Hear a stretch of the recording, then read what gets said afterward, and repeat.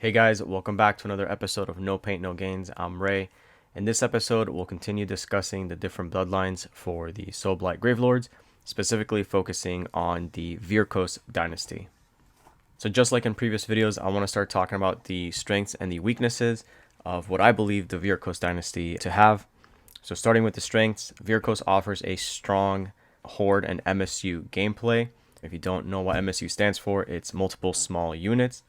They have very strong primary control, and again, this is tied to their strong Horde gameplay. They have the ability to put a lot of bodies on the board. It's basically just sit on objectives and then have your opponent try to remove them or struggle to remove them. Really difficult for a lot of armies, especially with Soulblight recursion. Something extremely unique to Vyrkos that no other army in Age of Sigmar has is that you have the ability to give artifacts and commands to named characters. And this kind of goes against or bypasses one of the main core rules of the game, in which named heroes are unable to receive artifacts or command traits. But in Vyrkos, you kind of skip through that and you kind of cheat your way, and that you can have your named heroes take artifacts and command traits. And that's going to be really useful and kind of integral to how the army kind of plays for certain lists. And we'll talk about that later. And just like any Soulblight, their unique model range. So Vyrkos is all about this mix between beast and vampire. So they're sort of like, the way to describe it, it would be like half werewolf, half vampire. Some people don't necessarily like that distinction, but the whole premise is that these are vampires who have really let themselves sort of mix with their inner bestial sense, and now they have this sort of unique sort of appearance or take to them, which I think is pretty interesting and cool. Now weaknesses, a lot of this is just general weaknesses for Soulblight. They don't seem to go away. It's just a constant thing. So heavy reliance on heroes. So a lot of the way that our army works is with hero synergy. So you need to have these heroes to really support and augment your recursion, which is really important. Vulnerable to mortal wounds, vulnerable to shooting / power projection. Soulblight is a very slow army. Some units do have a little bit of extra movement, but you never want to just throw your fast hero hammers or your heroes into the enemy forces, because they probably won't survive. So your main infantry and things like that you kind of want to soften the blow or act as initial like anvils or like breakpoints for your opponent. They're very slow.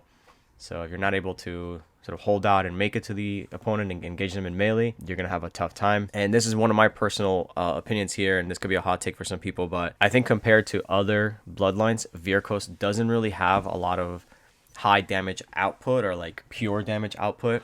It's designed, in my opinion, to be more of a primary control army, in which you're just sitting on objectives and then really sort of waiting your opponent out and having them slowly just struggle to take points away from you. But as far as having units to go and just demolish enemy forces, I don't really see it. I think the strongest hammer you can have in Vyrkos would be Graveguard, and they're a glass cannon, and you can have them in any sub-faction. But as far as Bella, one of the main named characters, goes, she doesn't really have a great fight profile. Radukar the Beast has a decent or okay fight profile, but at 290 points with no spell casting, you're probably better off taking a Vengorian Lord in most cases if you really wanted to field a big hero, because the Vengorian Lord gives you a caster, he gives you a monster for 10 points more. It reduces rend of the enemy units that are nearby. Radukar the Beast doesn't really offer that. He does have his own utility and his own pros. Okay, now we can move on to the battle traits of Vyrkos, starting with the strength of the wolf is the pack. It says in the combat phase, after a friendly Vyrkos hero has fought for the first time in that phase, you can pick one friendly Vyrkos unit that has not yet fought in that combat phase that is within 3 inches of an enemy unit and wholly within 12 inches of that friendly Vyrkos hero. That unit fights immediately. So this gives you double activation, basically. You can't, and I just want to make this very clear, you can't activate a hero and then activate another hero and then activate another hero. They sort of address that in FAQ. So you could activate a hero that's within 3 inches of an enemy unit and then activate a secondary hero that's within 12 inches of that hero, and they can both fight, but then it goes to your opponent. Ideally, the way you would do this is you run something forward. So let's say, we'll use Radukar the Beast, right? You run your Radukar Beast up, he charges, he brings a unit of dire wolves with him. In the combat phase, he fights, and then he immediately can make those wolves pile in and fight as well.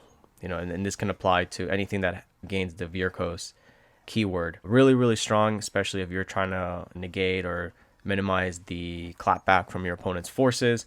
In that sense, double activation is always a good thing. If you're able to get something like a big hero and a unit of Graveguard, both fighting one after the other, chances are that whatever it is that they're fighting into is not going to survive that, and so they're never going to get their activation. And even if they do survive it, they're going to be severely hindered or weakened by that. So really great. The next one is an infamous lineage. So this has some heroic actions that you can take in your hero phase in addition to the normal heroic actions. I'm going to paraphrase some of this. So Pack Alpha basically says that you can pick one friendly vampire hero. So any vampire Vyrkos hero, right, has to have the Vyrkos keyword. And then you can add D3 models to a Deadwalker unit within 12 inches of that hero. What's cool about this is that you can actually take that unit above its starting size. If you have a unit of 10 wolves, you can add D3 wolves. You could add up to 3 wolves to that unit. That's a total of 6 wounds added to that unit for free. And now you have a pack of 13 wolves instead of 10. So really strong. The other one is the Kin of the Wolf. And this allows a friendly Vyrkos vampire hero to add a unit of 10 direwolves in a 9-inch radius around them. So basically, whenever you build a Vyrkos army list, you get a free 150 point unit of direwolves that you can just summon at one point. They do have to be outside of 9 from an enemy unit, but this is actually really, really good because you get a free unit. That unit can then also be brought back when it's destroyed at half strength. So realistically, you're getting 15 wolves for free just for having a Vyrkos list. It oftentimes catches opponents off guard when you bring like a little hero to an objective and they think, oh, it's just a little, they're just going to count as one because of this objective, and then all of a sudden you bring out 10 wolves or something like that in the next phase, or you can project them forward as long as they're outside of 9 from enemy models. So really, really strong ability there. So these are your battle traits. So great traits. Next, we're going to move on to the command traits. And again, this is applicable to unique heroes, something that only Vyrkos is able to do in all of Age of Sigmar, at least for now. And we'll start with Driven by Death Stench. So this allows you to reroll charge rolls for friendly Vyrkos units that are wholly within 9 inches of this general. So it's pretty good. I would have loved it if it was wholly within 12 inches. So those 3 extra inches can really matter. But if you have a general that's like a Vengorian Lord with a large base size, or even if a Vampire Lord and Zombie Dragon, 9 inches is pretty good. But anytime you get to reroll charge rolls, it's always a good thing. Hunter Snare, for the purpose of contesting objectives, this general counts as a number of models equal to their wounds characteristic. Really, really good. Again, if you put it on something like Radukar or Vampire Lord and Zombie Dragon or Vengorian Lord, then a single model is now counting as 16 models, 10 models, 12 models. It can make it really difficult for your opponent to contest certain objectives. And then one of my personal favorites, Spore Trackers. At the start of your hero phase, friendly Vyrkos Deadwalker units wholly within 9 inches of this general can make a normal move of up to 3 inches. Anytime you have out of phase movement, whether it be in the hero phase or whatever, that's always great, especially when it targets your slower units. Spore Trackers has a lot of play in Vyrkos, in my opinion, with like direwolves and cheeky things that you can do with direwolves, given their 6-inch pile-in and 6-inch combat threat range. So if you're thinking about it, direwolves count as deadwalkers. They have a base movement of 10 inches, I believe. So you move them 3 inches in your hero phase. You can auto run them during the movement phase for 16 inches. So now they're moving 19 inches and they're eligible to fight as long as they're within 6 inches of an enemy unit. So they effectively have about a 25-inch threat range to get into combat with something.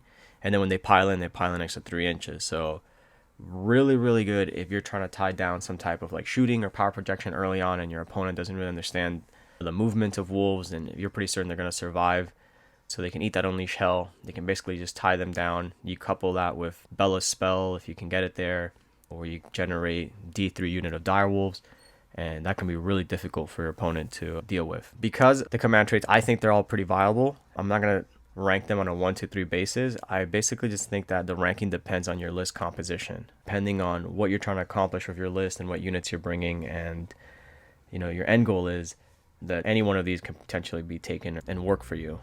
I personally, the way that I design my list, I tend to take Spore Trackers a lot just because I really like how it synergizes with wolves and it helps me move my zombies a little better. but I've used Driven by Death Stench and Hunter Snare and previous lists that I've used as well. Okay, so the artifacts of power, again, these can be given to your unique hero characters, and we'll start with Ulfencarni Phylactery, and this is basically going to add 1 to ward rolls for friendly Vyrkos Summonable Units for the purposes of Deathless Minions, while they're wholly within 9 inches of the bearer. Really, really strong. So this allows your units to basically have a 5-up ward, and if you have played any Age of Sigmar, if you're familiar at least with the basics of wards, you know there's a massive difference between a 5-up and a 6-up ward. So having that wholly within 9 inches to summonable units is really, really strong, and it's one of the reasons why Vyrkos has been doing so well in a lot of tournaments is because of the Ulfencarni Phylactery. Terminus clock. At the start of the enemy hero phase, you can say that the bearer will stop the terminus clock. If you do so, roll a dice, and on a 3-up until the end of that phase, subtract 1 from casting rolls for enemy wizards. Could be useful. Hasn't seen a lot of play just because the primal dice and things like that, like the -1 to casting isn't really doing a whole lot, and especially on a 3-up. So, you know, the fact that you have to roll dice and then see if it works for you and it might not, it's kind of like risky compared to the Phylactery where it's guaranteed to work all the time.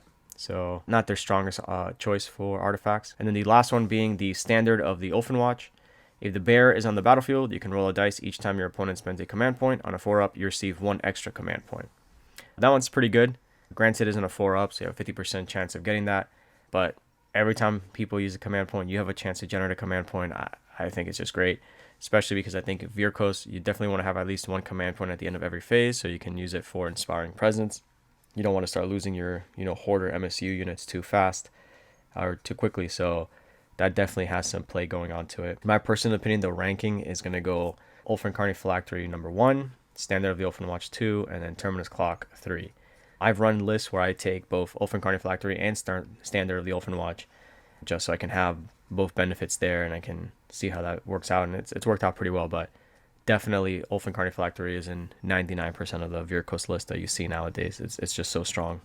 Okay, so let's move on to essential hero units and potential loadouts. In my opinion, I think Belladama Volga is a must-have 8 or 9 out of 10 times that you're building an army. She's a War Master, so she counts as a general even though she's not your chosen general. She works great with the Ulfencarni Phylactery, and especially because she's able to have bodyguard rules with a unit of wolves around her, so the wolves can basically absorb any wounds allocated to her, which is really, really nice. She's a 2 spell caster, and she gets a +1 to casting and dispelling innately, so it's really strong. And then she has 2 great spells, Lichen Curse, which deals D3 mortal wounds to a unit within 18 inches, and you get to basically add a unit of direwolves for every model that it slays. So equal to the number of models it slays. So if you target a group of 1 wound models and you end up killing 3, you get to add a unit of 3 direwolves right there. And now you've tied up anything around them into combat with those 3 direwolves. What's really great is because you've added that unit, if they kill those 3 direwolves, you actually get to bring back 2 of those direwolves as part of your recursion later on. So it counts for your grand strategy. It counts for bringing models back to, probably do some like objective control later on. So it's got a lot of great play with it. And then you have Underkilling Moon, which grants exploding 6s in a 24-inch radius for Vyrkos units, which is massive. 4 inches is a really, really big radius.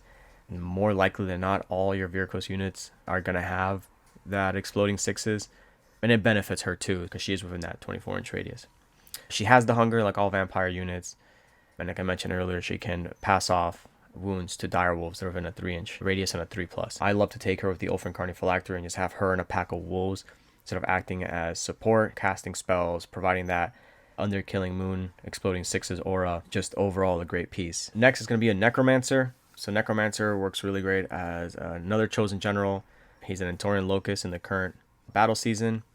If I do take the Necromancer as my general, I like to give him Spore Tracker, so like I mentioned, that way he can help with the slow movement of zombies, and he can help with some wolves around him as well. If you don't want to give the Ulfencarni Phylactery to Bella, which would be my first suggestion, you could give it to the Necromancer. Chosen spells are always going to be Waste Away or Merciless Blizzard. Things that are great for him is, again, he has a bodyguard rule, so he can pass off wounds to summonable units. So that can be wolves, skeletons, and zombies. So really, really strong in that sense. Moving on, we have Tergilius the Chamberlain. So this is a named character from the Curse City box set. Wasn't seeing any play until the current meta, where he has a 5-up ward wholly within 12 inches of him. So he is going to provide summonable units, right, with a 5-up ward. If you have your chosen general with the Ulfin Carni Phylactery, they also provide a 5-up ward. So now you have 2 5-up ward AoE bubbles in your army, making it really, really difficult for your opponent to remove your zombie hordes or direwolf hordes or skeleton hordes or whatever it is that you have going on. It's been the combination of Tergilius and the Ulfin Carni Phylactery, which, you know, you're giving it to whatever hero, that has made Vyrkos so powerful this season. We've seen points increases for zombies. We've seen points increases for direwolves. We've seen Tom Guan just dominating the tournament scene with hundreds of zombies because it's unkillable. Or if you do manage to kill it, it's going to take a decent amount of time. And at that point, they're just scoring points after points after points. So the double ward aura is just really, really strong. Tergilius also has access to the Lore of Death Mages, so he can take Waste Away, Fading Vigor.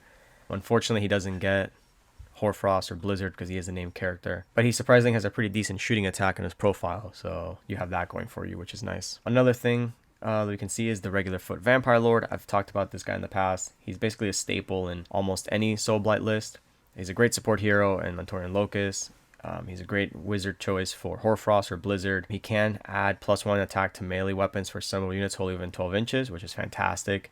If you're using him in combination of a group of 40 zombies and a corpse cart, adding +1 to their attack profile, so you can have zombies with 3 attacks apiece. If you're able to Hoarfrost them and make their attacks hit on 2s instead of, I believe it's 5s now, even 3s, that's awesome, because you're really just trying to maximize how many wound dice you can roll so you can get those 6s with the corpse card to deal mortal wounds. So really, really great tech piece. Vampire Lord is just a staple in Soulblight. Next one is one of my favorite models. I think this guy just looks sick.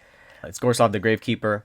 His major pull in the army recently has been his ability to bring back zombie units on a 2+. So really strong. It allows you to have that consistent recursion. It also works with your grand strategy if you take Empire of Corpses. So you're pretty much guaranteeing that you're going to get Empire of Corpses as long as you can manage to have your opponent kill 3 units. And they're going to have to kill units, right? They're not just going to let you sit on objectives for free. So this guy works really great as, you know, you kill 40 zombies. That's fantastic. On my movement phase, I roll dice on a 2-up. Look at that. I get 20 back. And again, just really great piece overall. Other notable units, and then again, these are going to be our summonable units that, you know, any Soulblight army basically is working with nowadays. You have your direwolves. They're fast objective grabbers. They're great screen and bodyguard for Bella. You have your Deadwalker zombies. These are great anvils and they kick back mortals on death. You have your Graveguard, your glass cannon staple, something to be definitely feared with those great weapons. And then you also have Death Rattle Skeletons. If you want to take your Death Rattle Skeletons, they're great anvil, they're good Hoarfrost hammer. I'm a big fan of skeletons. You take a block of 30, really difficult for your opponent to remove, and they can be surprisingly damaging into certain units. And then I think more likely than not, this is something that you need to include in a Vyrkos list, is a corpse cart, at least one.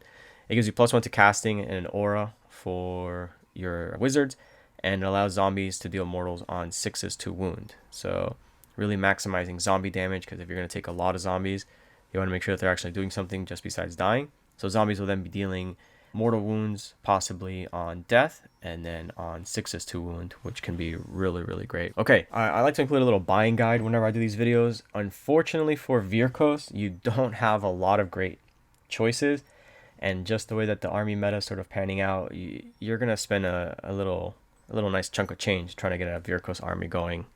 But here are things that I would just recommend in general for any list that would, you know, sort of work for Vyrkos as well. If you can find the old Revenant Legion box, that'll be a tough one. I have seen them on eBay still, you know, here and there for about 180 bucks, some at like 200. I think it's a good buy.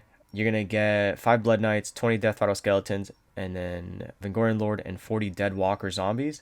This is a really good starting point for you. You can field the skeletons, the zombies, the Vengorian Lord and then fill in with like Bella and other stuff. But the difficult thing is just finding that box. The new Vengorian Court Christmas box, I still see these around. They're still available here and there. I know my local game store I think still has one or two. But you get your Vengorian Lord, 20 Death Auto Skeletons, 10 Dire Wolves, 5 Blood Knights, and Fellbats. So again, you know, the skeletons, the dire wolves are really great here. You could even throw in some Fellbats into Fellbats have become really, really good this current season to grabbing objectives and scoring battle tactics like Surround and Destroy. Vengorian Lord is just great. You can put him anywhere, any list. Really strong piece. I think it's underrated for the most part. The only bad thing with the new Vengorian box is that you're not getting any zombies, and I think zombies are one of your top choices for Vyrkos. In addition, if you can grab the Vermord's Shamblers, so that brings the corpse card and 20 Dead Walker Zombies, if you can pick up like 2 of those boxes, that'd be great. Even just one is still good. Corpse card is an ugly model, but it's still a great tech piece. You can do a little bit of kit bashing, trying to make it look better, but the zombies are great. A single Necromancer, you can find that one pretty easily. And then Dead Walker Zombies. Realistically, I think if you're trying to make a top tier competitive Vyrkos list, you need to have anywhere between 40 to 80 zombies in that list to begin with. You know, field anywhere from 20 wolves, and then maybe another additional unit of wolves for the summonable. You could possibly only field 1 unit of wolves and then have your second unit be the summonable unit that you bring in, but you're going to need at least 1 unit of dire wolves. Okay, I'm going to move on to sample lists. Now again, with these lists, it's a combination of things that are, in my opinion, competitive, things that have been competitive, and then some things that just seem kind of fun to play, or that I've played that have been kind of fun, or or toyed around with. If you have more competitive army lists, that's awesome, and I'd love to see them in the comments below. I'm going to start with Tom Guan's LVO list.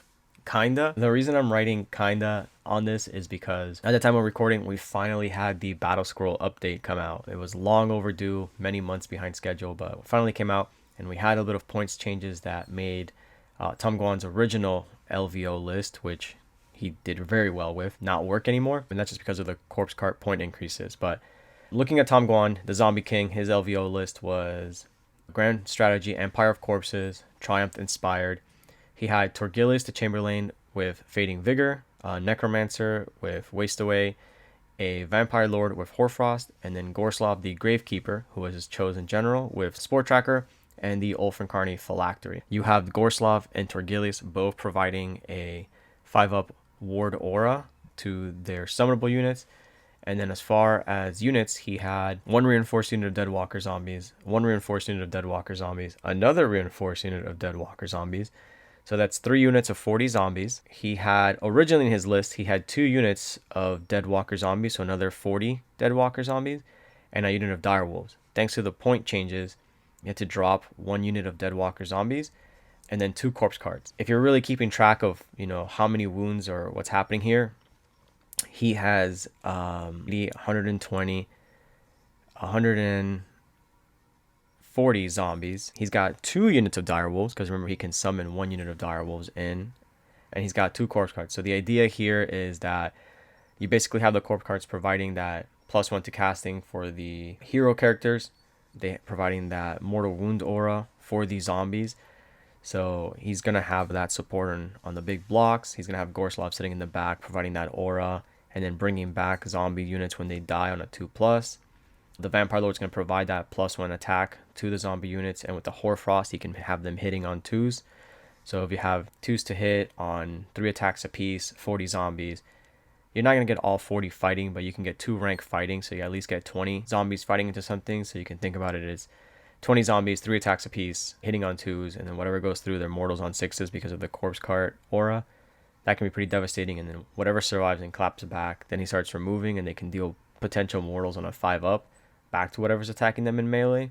So really, really good. Dire Wolves for contesting objectives or grabbing objectives and screening off. Also really, really great. So just a very strong list overall. I think he was undefeated in LVO, and he ended up losing to Gavin and his steam tanks. So we had the answer to the age-old question, who's going to win in a fight between zombies and steam tanks, and I think steam tanks came on top this time, but Tom Guan has absolutely been crushing it with his zombie list. I'm going to credit him single-handedly for the points increase on the zombies, but he's been crushing, and that's a sample list that you could potentially run if you want to field 140 zombies. Next is, I call it a Death Daddy list. So this is one if you want to include Nagash. Nagash had a points decrease recently, so possibly making him a little bit more viable or incentivizing people to take him. So here's my take on the Nagash list for Vyrkos. Again, grand strategy would be Empire of Corpses. Triumph would be Indomitable. So that just gives you a free pass on bravery check, or, you know, avoid any running away. My brain kind of blanked out there a little bit. So we're bringing Nagash. He's going to provide, again, a 5-up ward aura. He's going to provide a lot of recursion, tons of spell casting, just really great piece. Belladama Volga with Spirit Gale.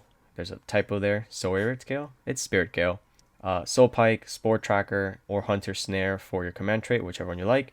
I love putting Elf Incarnate Phylactery on Bella, so now you have Bella and Nagash providing that AoE ward buff. Your Vampire Lord with Blizzard. You could take a secondary artifact here, so you put him in that, you know, or you could just give him the artifact Stand of the Open Watch, just kind of like mixing it up, you know, whatever you want to do.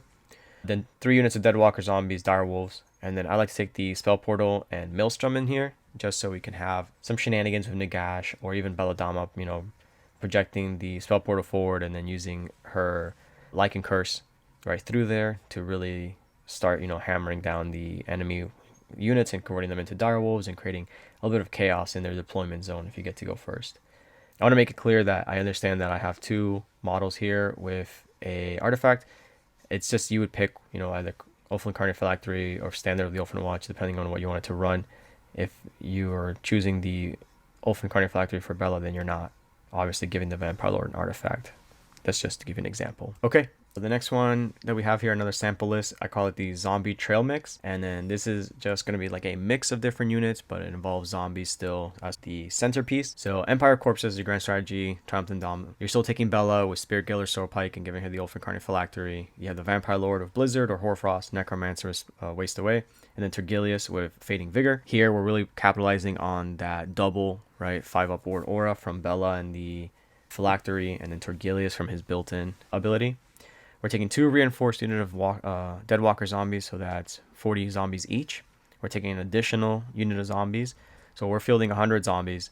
A unit of Dire Wolves, Graveguard, reinforced, so that's 20 Graveguard with great weapons, and then a Corpse Cart. So the idea behind this list is you'll have the big blocks of Deadwalker Zombies, right, with Tergilius and the Corpse Cart, and your Vampire Lord. You have the Graveguard coming in from the gravesite, you know, as a strong hammer unit, really destroying something. You have Dire Wolves providing bodyguard for Bella, and then the additional summonable unit of Dire Wolves going ahead and providing, you know, strong objective control, additional bodyguard, whatever you might need. So again, really centered around primary objective control, but with a little bit more threat in the backline with those Graveguard and the additional 20 zombies that you could bring in at some point, catching your opponent off guard. So I really like this list. I think it involves still the zombie heavy Vyrkos meta, but it offers a little bit more flexibility with the Graveguard and things like that. And then finally, for those of you guys that like to play sort of thematic on-brand army list, I included this one here. Grand strategy Triumph is all the same as the previous list. We still have Bella with Spirit Gale, Soul Pike, and the Elf Incarnate Phylactery. You have your Vampire Lord of Blizzard or Hoarfrost, the Necromancer, but now we sort of opted for including Radukar the Beast, so having both of the big Vyrkos, Vampire, Wolf hybrid characters sort of in there together. Only 1 reinforced unit of Deadwalker Zombies, so 40 zombies. Another unit of Deadwalker Zombies, but base, so that's 20. 2 units of Dire Wolves, Graveguard, and then the Corpse Cart.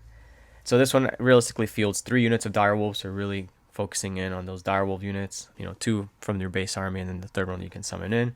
We still have the zombies, so the zombies here would probably be all around the Necromancer, right, and the Corpse Cart. So that'll be like 1 threat. You have Radukar running up with the 2 units of Dire Wolves or 1 unit of Dire Wolves, while 1 bodyguards for Bella. You have the Vampire Lord providing support. He can sort of position himself to have the Graveguard and give them +1 to their attack when they come out. So really, really strong. I forgot to include command trait on here, and that's my mistake. But command trait, I would take like Spore Tracker, just because of the wolves, and I would love to see like that cheeky movement. And I would probably give it to Radukar, so I would make him like my general, or I would give it to the Necromancer. So either one. But yeah, this is sort of like a more on-brand Vyrkos list for the theme of the army. All right, that's it for this video. I want to thank you guys for sticking around. If you have not subscribed to the channel, please go ahead and consider subscribing. It really means a lot to me. Also, if you want to give it a nice thumbs up because you liked the video, that's great. I would love to hear what you guys thought in the comment section. Love reading the comments and interacting with all of you. Let me know of any lists that you might be running that are fun or interesting to play. Let me know of any suggestions that you might have for the videos and things like that. I'm always looking to improve and make these things better for you guys. So really appreciate you sticking around, and I'll catch you in the next one.